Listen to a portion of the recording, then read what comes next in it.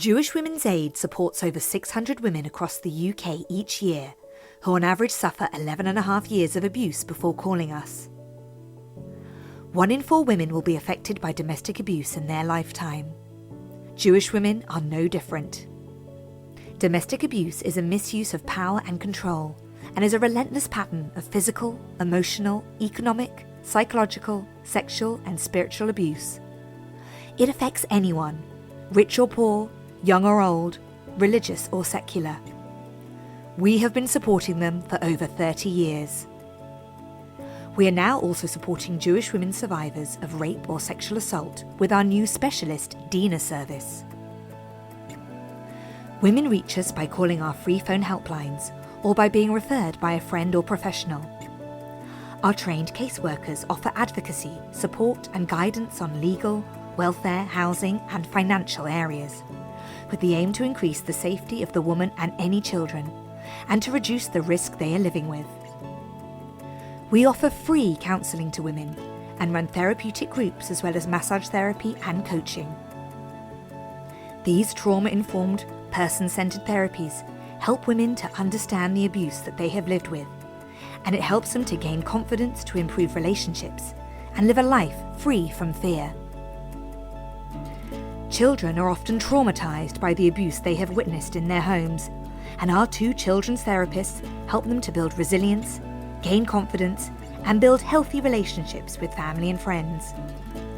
We arrange holiday outings for children and offer parenting support to mums. Our schools programme reaches over 3,000 pupils annually and educates them about healthy relationships. Our Safer Dating programme develops this theme in informal settings for 16 to 25-year-olds at university Jewish societies and in youth groups. Each year we give talks and we train hundreds of community leaders and professionals, giving them the tools to support and signpost Jewish women affected by domestic or sexual violence. We are establishing a new cross-communal sexual harassment service, supporting Jewish agencies to improve their training and policies, creating a culture change across the community. We are proud that JWA's service is highly professional, respected and trusted. We are here to support all Jewish women who have lived with domestic abuse and sexual violence. We are here to create safe todays and strong tomorrows. Good evening everyone, and thank you so much for joining us for our event Lockdown Unmasked. I know the last few months haven't been easy for anybody, but I hope that this evening is interesting and is a small break from your usual routine. We've got a great lineup of speakers for you this evening, but before we start, I want to give you a little bit of an overview about what Jewish Women's Aid has been doing during the pandemic. You'll have seen the media reports that told us that since lockdown started, incidents of domestic abuse have escalated, and we've seen the same at Jewish Women's Aid. Since March, we've worked with around 1/3 more women than we would expect to at this time of year. And those women are telling us that they're increasingly anxious, increasingly prone to experiencing physical abuse, and they're very, very concerned about their children who are traumatised by what they're witnessing in the home. And we're helping those women and children as best we can. The stats are scary, and we're worried that with further lockdown, more women will be experiencing more domestic abuse, and we're here for them. So please, if you do need our help, we're here for you. For those of you who are able to help us this evening, please do make a donation. Only 7% of our income comes from statutory sources, and so we rely on you to help us to run our services for the women who need us. Please use the button at the bottom of the screen at any point this evening to make your donation. I'm delighted that Emma Barnett agreed to host our event, and she interviewed 2 remarkable women on our behalf, Narina Hertz and Nicole Jacobs, and you'll be hearing from them a little bit later on. But before we do that, I had the pleasure of catching up with Emma myself last week. Emma, before we start, I just want to thank you for being so generous with your time. Your support is incredibly valuable to us. Thank you so much. Thank you. I know through the course of your career that you've spoken to lots of women who've experienced domestic abuse, and I wondered if you could just share with us some of the themes that you've discussed with those women. I've talked to women in all sorts of stages of this who've survived, and I've also interviewed a few men along the way, I should say. A lot of what you hear will be, often they'll be on because we've worked with a charity such as yourselves to make them feel like they can talk to us, and then therefore they're often talking about the support that they've had to get out of that situation. But I think I remember one of the high profile interviews was around Sally Challen, who was released from prison in that landmark case for the judge having taken in, she killed her husband, but it wasn't taken into account what he had done to her in the run up to that, which was a very high profile case that people can look up and familiarize themselves. And I interviewed her son, and here's a man, a boy, who had to take in that both, his father was dead, his father who he loved, but his mother had been a victim of years of abuse, and that was a lot of the time was coercive control, which also has only recently become part of what we recognize as domestic abuse. And I think there was a big education piece in that for us to learn. And I think, what I got from interviewing him and then survivors themselves is just this sense of how slowly things can creep up and people don't necessarily realize what situation they're in, and how even judges have had to revise judgments recently as to the crimes committed in a home and the personal space that we occupy, our domestic lives. I mean, what a time to be talking about all of this while we're spending more and more time indoors. Are very hard to police. They're very hard to recognize if they're not going right yourself. There's a huge amount of shame. I think in a community like the Jewish community, any close community, it could possibly even feel more intense depending on which part of the community you're in, that this pressure to have a perfect family life. And I suppose by talking about it, especially on the radio, as I often do, as opposed to on television per se, I think that we are always overwhelmed by people getting in touch anonymously to also share things that have happened to them or to people that they love. So it's still a subject shrouded in shame. And I think it's also a subject for some people where it's also still quite confusing. I also interviewed a woman recently who escaped during lockdown. And actually she was being abused by both her husband and her mother-in-law. Her mother-in-law was more coercive control, but it was this sort of, hacking away at her piece by piece. He was violent with her, but it was the mother-in-law adding into this sense of ruining her sense of self. So I think I'm struck by still the shame, the silence, but also the confusion as to what constitutes domestic abuse. Absolutely, and I think that's a lot of what we see at Jewish Women's Aid, and the 2015 coercive controlling legislation has really helped to clarify that an awful lot. We know, sadly, though, that approximately 2 women a week are murdered because of domestic abuse. And when we spoke earlier, Emma, you said that you've spoken to relatives of women who have been murdered. At the beginning of lockdown, that number went, it became a lot higher. And I just wondered if there were any key themes you can share with us from those sad conversations. Well, a few months ago, the Duchess of Cornwall, Camilla, guest edited my programme, and it was an amazing experience for all the things you might think, doing a programme from a palace, I've never done that before, broadcasting from Clarence House. Also, though, getting this sense of the whole sort of range of societies and charities that a royal is across as a patron or a supporter of. But the cause that she's taken, and you'll know this, to her heart, is trying to help people who are suffering domestic abuse and trying to help them change their lives, and also trying to get rid of the silence.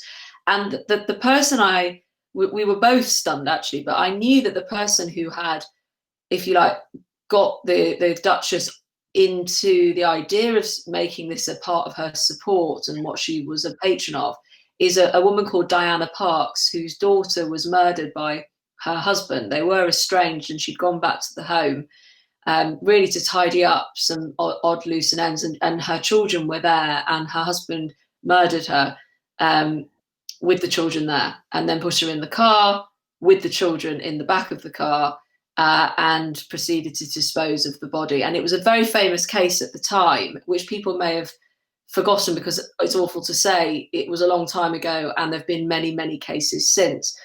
And the Duchess was telling this story, not shying away from the sort of graphic details, saying that the story of this woman and this woman's daughter was what made me feel I had to get involved. And what was amazing about Diana Parks is she was just, into her retirement, was looking at going on a cruise around the world. She had all this stuff planned. And suddenly her daughter is murdered, and she has to raise her grandchildren. She has to move a 10-year-old and an 11-year-old, I believe they were, into her home and raise them. And what was incredible is while we're sat, doing this program that's taking in everything from loneliness through to the arts, we get a text during the 3-hour program that I do on 5 Live, and it's from Diana, and she's listening, and I'm sat with the Duchess. We had no idea she was listening, and she said, "Thank you so much for talking about this, and I can't believe you talked about me and talked about my family," and it moved us both to tears. And it was a very special moment indeed for everyone listening, for Diana, who got in touch, for the Duchess, for Camilla. And then the week after, I did interview Diana, and I spoke to her at length. And she's been through the court process. She's been through everything all the way through to seeing her ex-son-in-law, the father of her grandchildren, who she's now raised, and they've come through university, and they are incredible, by all accounts, incredible children, now adults.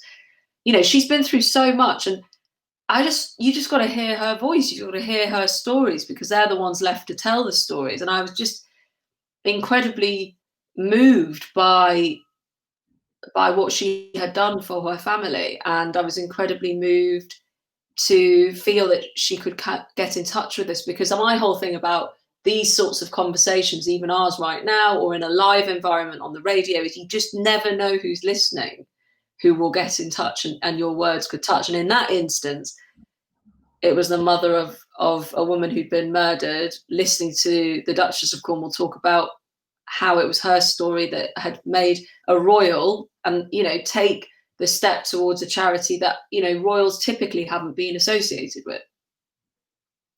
Wow, that's a really powerful story, Emma. Thank you so much. Amazing.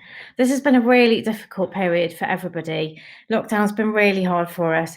Can you tell us where you see hope at the end of this? Well, I just also wanted to say thank you very much for all that you do. And, it's all very well you thanking me for my time and all of that. And I just wanted to say, of course, I wanted to do this. I'm incredibly passionate about trying to lend a voice or create a platform wherever I can. I think we've got 2 really great speakers to speak to your supporters and your audience. So thank you for asking me to do it. Obviously, I've followed these stories and these subjects throughout my journalism, but next year I'll take over Women's Hour in January. And I think off the back of lockdown and what you've been reporting to us and other charities, we have a big job to do in this area. But, we're not the front line, you are. So thank you very much indeed. I do think hope is important at the moment. And I was just on air before I came to talk to you, as we're starting to see the first signs of a vaccine having success. And I'm happy to say, for Christmas or Hanukkah, whatever your viewers like to follow, I'm suspecting there'll be quite a few donut lovers looking forward towards Hanukkah. I just spoke to one of the country's top scientists, Sir Jeremy Farrar, who runs the Wellcome Collection, and he has assured us that hopefully if we all follow, or as much of us can follow, the lockdown rules, we will be able to have a big hug and a kiss. He didn't say kiss, I'm going to add that, at Christmas time or Hanukkah, which I think, actually, in all of this, I think we're really craving being able to not just do an elbow or, a distanced wave. It's not just not seeing people, is it? It's feeling like you're close to them. And what a year I think we all need a hug at the end of, across the generations. So that's a bit of hope I hope to transmit at this moment. And that is incredibly well received. We're all very much looking forward to hugs with donuts at Hanukkah time. Emma, thank you so much for your time and your generosity. It's been absolutely wonderful talking to you. Thank you. And now I'm really excited for you to see the interview that Emma conducted with Nerina Hertz earlier this week. Nerina's a renowned broadcaster and author. She was named by The Observer as one of the world's leading thinkers and by Vogue as one of the world's most inspiring women. Nerina's a regular commentator in print and on television, and she's appeared in publications and on TV all around the world. Over to you, Emma. Welcome to everyone. Thank you so much for joining us. And most importantly, thank you to Norina Hertz, the economist and author, who has her latest book out called The Lonely Century, Coming Together in a World Pulling Apart, and has given some great thought to what we're going to discuss today as part of our discussion for Jewish Women's Aid. So hello, Norina. Hi, Emma. I'm delighted to be doing this. Me too. Thank you so much for joining me and for joining all of us. I thought we could start by actually talking about your research for your latest book and how that pertains to the work of Jewish Women's Aid, because you've looked at loneliness, and there is, I imagine, nothing lonelier than being in a bad relationship. Yes, because we often think about loneliness as being something that is the plight of people who live on their own. And it is true that people who live on their own are statistically more likely to be lonely and more likely to be lonely more frequently. But in many ways, there's nothing lonelier than being in a bad relationship, or specifically an abusive relationship. The loneliness of feeling powerless, of feeling invisible, of feeling unsupported and uncared for, which unfortunately all too many women face. And it's a loneliness that we've seen actually get worse during the pandemic, with women in general being one of the groups who we see are increasing lonely and have been increasing lonely over the past few months. And given today's event, abuse clearly is part of the reason why we're seeing more women admitting to feeling isolated and lonely right now. Lonely might not be a word that people think of, though, in relation to abuse, but it of course must be the loneliest thing in the world. When I've interviewed survivors of it, they talk how they couldn't necessarily speak about it, and there is obviously a huge taboo with abuse, but there's also a huge taboo to admitting that you are incredibly lonely, even if you're not alone. Absolutely. And there's almost a stigma attached to it, and a shame. And if you're in a difficult situation and in a difficult relationship, you also feel additionally lonely and additionally isolated if you feel that there's no one that you can speak to about it, let alone leave your relationship. And there's different types of abuse, of course, that comes under that umbrella. Only recently, coercive abuse was included as part of a crime, as part of domestic abuse in that setting. And I think you also could think that you were having a problem, but not necessarily know for sure. You know, that phrase being gaslit. What do you make of that? That the idea that you could be made to feel like it was all in your head? Well, I mean, again, that's a situation where, as the victim of that sort of abuse, you then feel it's even harder to speak out about it, because you're not even sure if this is a legitimate complaint you have, or if you have a legitimate grievance, which is why it's so important that we talk very openly about this whole subject, so that people do feel, firstly, that they can reach out to others if they're experiencing it, and that there's just less of a taboo. In your research, did people mind saying they were lonely? Just to slightly broaden out for a moment, did they find that a taboo? Yes, I mean, there's a lot of research that shows that just speaking about feeling isolated, feeling lonely, is something that there is quite a stigma attached to. And maybe that is one positive that's come out of recent months, is that we are having much more of a national conversation about how difficult it is to feel lonely, how difficult it is to feel isolated, and the emotional and psychological toll it's taking, and also the physical toll, because when you're feeling lonely or isolated, your blood pressure goes up, your stress levels go up, your ability to fight infection goes up, your inflammation markers go up, and all of these things mean that when you're lonely or isolated, it's actually as bad for your physical health as well as smoking 15 cigarettes a day. So when we think of loneliness, it's not just a psychological plight, it's also a physical one. So interesting. I didn't know that. Let me bring you on to something else, which I know that you've looked into as part of your work. One of the things about something like Jewish Women's Aid, an organisation like Jewish Women's Aid, is it's obviously targeted to a specific community. And if you're not affected by domestic abuse, it's extremely hard to imagine any element of it. If you're Jewish, you may also struggle to find it really hard to believe that that's happening in your community. And I know you've looked at the way our brains process negative and positive information. Tell us about that. So the figures on domestic and sexual abuse are really very shocking. 1 in 4 women will experience domestic abuse at some point in their lifetimes, and 1 in 5 sexual abuse. And it turns out that this is pretty much the same within the Jewish community. And yet, I think Jews may be prone to what's known as the optimism bias. It's a very known cognitive thinking bias, a thinking error, whereby we often perceive that when we hear a negative risk, so I don't know, our chance of getting cancer or our chance of getting a divorce, we tend as humans to think that our chance of getting it is going to be less than average. So, oh no, I'm much less likely to get divorced than the average figure, or I'm much less likely to get cancer, even though, of course, there's no rational reason to think this, because these are risk figures that should apply pretty much across the board. And I wonder if as Jews, we have a similar thinking error when it comes to abuse, thinking, so we hear about abuse, but we think, oh no, this doesn't happen to Jews. But the figures make clear, the data makes clear that it does.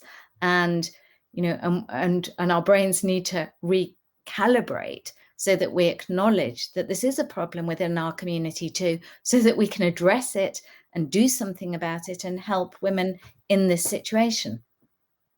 And is that part of our brains that's actually trying to defend us?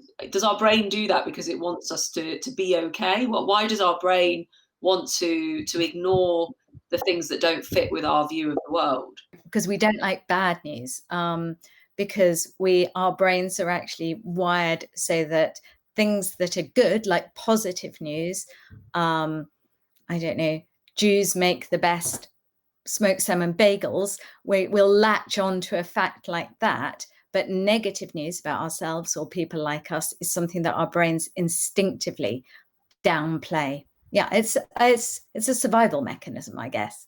So once we try and accept or digest some very difficult truths, I suppose it's about then that the community that you find yourself in or find yourself a part of and being a part of it. Yes, and it's also about us asking ourselves, what kind of a community as Jews do we want to be? Do we want to be a community that reaches out to those who are most struggling within our confines, a community who helps those who might otherwise feel embarrassed or ashamed to discuss their plights? Do we want to live by the maxim of tikkun olam, not only kind of within our community, but more generally? These are important questions we need to ask ourselves now more than ever. And you know, in the research in my new book, I looked at the Haredim, so the ultra-religious Jews in Israel. And one of the real positives within that community is often how much people do help each other and how much they are there for each other. I'm not saying that there are no instances of abuse there too, but this question of, can we be a community that helps each other more, that helps those who are most marginalized within our community more? These are really important questions now more than ever. And I was really struck to learn that Jewish Women's Aid, you know, it hasn't only in recent months been helping a really significant increase in numbers of women seeking out help when it comes to abuse, but they've also been having to issue a record amount of emergency grants for women in financial need for things as basic as nappies, or paying for the electricity meter, or to help pay for a broken refrigerator. And there's a lot that is needed right now, which the pandemic is clearly making worse. Abuse is going up, people's economic circumstances are often more challenged now than they were, and we as a community can come together and play our part in helping those within it who find themselves in this predicament, but also hopefully reaching out beyond our own confines, so that we're helping women elsewhere too, in need, wherever they are, from whichever community they're from. Yeah, and I think also just the awareness of Jewish Women's Aid by men as well is probably incredibly very important, because I don't know about you, but I've only ever seen any literature myself about Jewish Women's Aid on the back of the toilet door, in the synagogue, whichever synagogue I've been, I've sort of seen that. And then I think to myself, well, actually, I think my husband should know that I'm seeing this, on the back of the toilet door, which is obviously very important for people, because it's a private space. You can see it there. You can take the number down. I totally think it should be there. But I think it's about everybody knowing that there is this charity and why this charity exists, not just, of course, women. And I think you and I having this sort of conversation, I'm very grateful for your time today and talking about your research, is a big part of that conversation. I think I'll definitely remember what you've said about taking away what you want to believe, what you hope will be the case versus what actually is the case. So Narina, thank you so much for your time. Emma, thank you. Thank you, Narina. It was so interesting to hear your views on how isolation and domestic abuse are so closely intertwined. Narina's work is so important in terms of opening up a conversation and breaking down taboos, and that is what we are always trying to do here at Jewish Women's Aid. Thank you, Narina. And now for our interview with Nicole Jacobs, the first ever designate Domestic Abuse Commissioner for England and Wales, who Jewish Women's Aid has been working closely with since her appointment. Back over to you, Emma and Nicole. It's a huge pleasure to be here with the Domestic Abuse Commissioner, Nicole Jacobs. Nicole, so much for joining us. Am I right in saying you're the first Domestic Abuse Commissioner? That's right. So I was appointed about a year ago, and the statutory underpinning of my role is sitting in the Domestic Abuse Bill, which we're waiting for a date for the House of Lords for the next stage of the bill. And what are you focused on at the moment? Because, of course, domestic abuse is in people's minds with regards to lockdown and the sort of anecdotal rises we're hearing about that. Yeah, so a huge focus of mine is very much about COVID and COVID-related response from government. I would say what probably people don't appreciate is how much domestic abuse impacts on every part of government and services. So we talk a lot about our specialist services and very much about services like Jewish Women's Aid today, but there's the court response, there's health responses, there's so much that government needs to be doing in order to adequately address domestic abuse, an issue like domestic abuse during COVID. And now we're in a second lockdown. So a lot of my focus is on really pushing government to recognize the lessons that we have learned during our first lockdown. You talked about the domestic abuse bill there. For people who don't keep up with these sorts of things, what is it and what will it allow you to do you can't do now? Yeah, so the domestic abuse bill is it actually is quite hard to describe in a way because it does a lot of things. It creates our first statutory definition for domestic abuse. I've worked in this area for over 20 years, and we've always worked from a cross-governmental agreed definition. Now we'll have, on the face of the bill, a statutory definition. It creates, in that definition, financial abuse. It defines financial abuse. And the whole range of coercion and control. It recognizes children as victims of domestic abuse in their own right. And then it has a lot of other criminal justice, family court related improvements, as well as creating our first statutory duty for refuge provision. So essentially saying that instead of having a postcode lottery, which is what we have now for refuge provision, there'll have to be a planned approach, funding coming from central government to be to create a statutory duty for accommodation-based services. The bill doesn't go quite far enough in many respects, but it does do a lot of things. And one of the provisions of the bill obviously establishes my office and gives my office some power for seeking information from public bodies, being able to make recommendations that have to be responded to within a certain number of days. So with regards to refuge spaces, does that mean if this bill passes into law, you will never be in a situation where a woman or a man can't get a spot in a refuge? Well, we'll be in a situation where refuge provision will be planned on a county-wide level and regionally, nationally, so that there would be just more provision. I don't think it would mean there'd never be a shortage. I mean, we know going into this, for example, 60% of people who seek refuge accommodation aren't able to achieve it. So we're not going in a very great foundation to this, but what it means is there will be a statutory responsibility that we've never had before, a statutory duty for that provision to be planned and commissioned in such a way that there wouldn't be such discrepancy from place to place like we have now.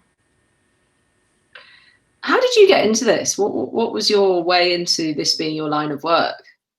Well, very many people, I started this when I was very young. I was just graduating from university, and I had been doing an internship at a rape crisis center, and realized in doing that, all of these friends of mine who I had known for many years started to disclose to me their own experiences of sexual violence, sexual assault, and because they thought I knew a little something about it just based on this internship. So I think that really changed my life in many ways. It really opened my eyes. And this is the kind of issue that once you start working in it, there's so much to do, and we're so far behind where we need to be. It's just been hugely motivating to me. So now for 20 some years, in the US for a few years, but now in the UK for over 20 years, that's what I have done with my time. Are there any particular observations you'd make about what's gone on here in the UK that's different to what you've seen around the world, the way that we either handle domestic abuse, our attitudes towards it? What would you say about the way the UK deals with this and the way the problem is here in this country? Well, I think a lot of times the people would like to think that maybe prevalence levels are not so high because of certain systems we have in place. And I think one of the things I know from any place in the world is how prevalent domestic abuse is, wider issues related to violence against women and girls. It is one of those issues that is prevalent in all social groups, socioeconomic groups, religions, you name it. And so the only differences that I tend to see between, say, the US and the UK are, I think in the UK, we have more provision of housing, social care. Those are the kind of safety net is a little bit wider than in the US, but obviously we have huge gaps in our system. I think in general, if I were going to boil down one observation over the years, it's just how much all these issues are rooted in social and in gender inequality, and how much our systems tend to lag behind. So even if we have housing provision here, for example, we're still behind where we need to be to have a much more kind of gender informed system that really responds and understands domestic abuse as we know it, rather than maybe our notions from 20 years ago or more. You just mentioned communities there and religion. In terms of specific groups, like we're talking on the platform to do with Jewish Women's Aid, what would you say about the importance of having specific services that target specific groups? I think it's so important. I think, one of the things that I have learned and really come to grips with over the years is for many, many years, I was, along with so many, really focused on wanting to change the criminal justice system or our systems around, without recognizing that the main place people go to for help, support, and advice about anything are their friends, their family, their social networks, and if they're religious, their religious networks and communities. And that is where we really need to root our coordinated community response so much. And yet we spend very little time emphasizing these services, supporting them financially, but also really understanding that these will be the points of the kind of the bridge to services. So people, when they're subject to domestic abuse, there's so much pressure and so much fear that, of course, the first step you want to take is to someone who you trust, who you know would understand you and your background and the pressures you feel. And so Jewish Women's Aid is a really great example of why that is so important, that it's such a critical first step forward and so high risk for the person subject to domestic abuse to think, what do I do about this? Who do I speak to first? That services that they feel really will understand them will be a really critical step. We see this in so many areas for Black and minority ethnic communities, where really community-based services such as Jewish Women's Aid, but so many others are really, really critical. And yet they tend to be a little bit smaller.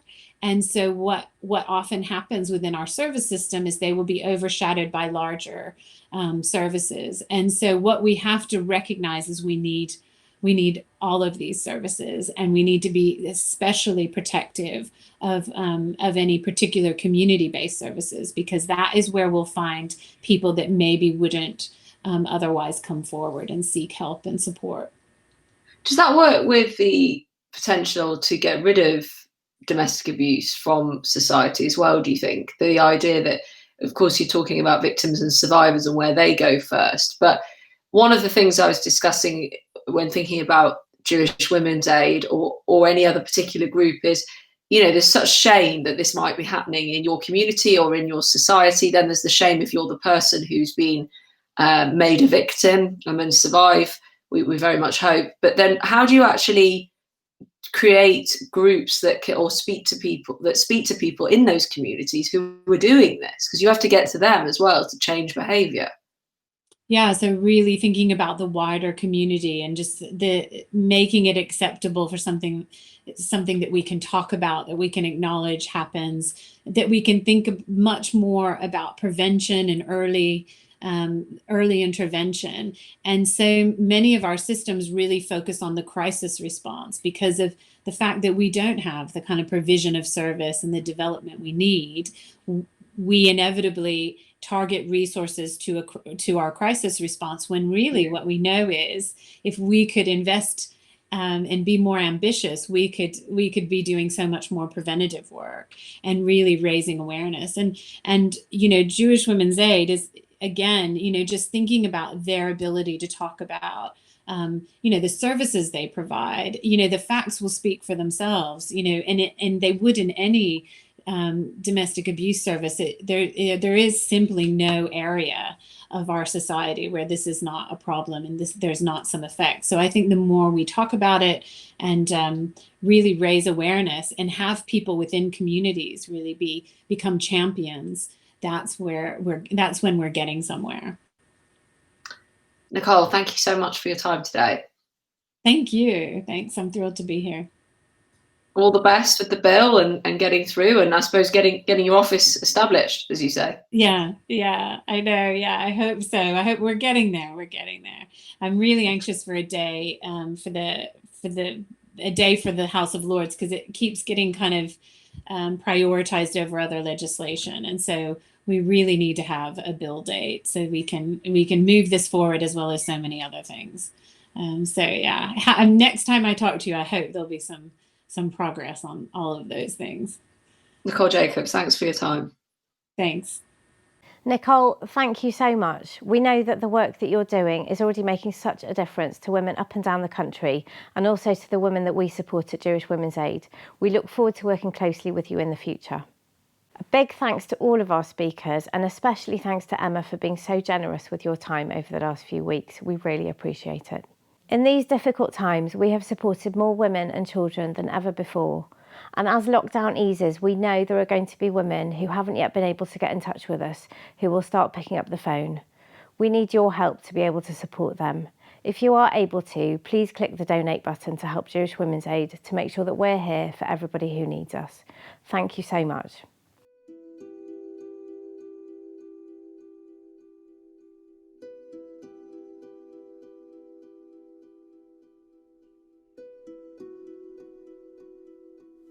The first 5 years of our marriage was as you'd expect it to be, and then things changed. His attitude towards me was very controlling. You're continually being undermined, telling you that you're ugly, you dress inappropriately, you're a bad mother. I became this little person almost. Very few people knew what I was going through. The advice that I was given, you can't live like this, get out of the marriage. But it's not that easy. The worst for me was the verbal abuse, because you can get punched, you get a bruise, and that bruise heals, and almost that period of that argument goes. But verbal abuse is a continual leakage. I think that you take for granted waking up in the morning and opening the curtains, opening the windows. I did nothing of that. I lived in darkness. I would check every noise. I would sleep holding my mobile phone in my hand because I didn't know what was going to happen next. My children saw me crying. They saw me scared. Not only was I suffering, but my children were suffering, and I think that's when I had to put a stop to it. I've overcome the fear, and that was done through counselling, through support, through reassurance, through knowing that there are other women out there who are also experiencing the same thing as me. I don't believe that I would feel as I am today if I didn't have Jewish Women's Aid, and I really mean that.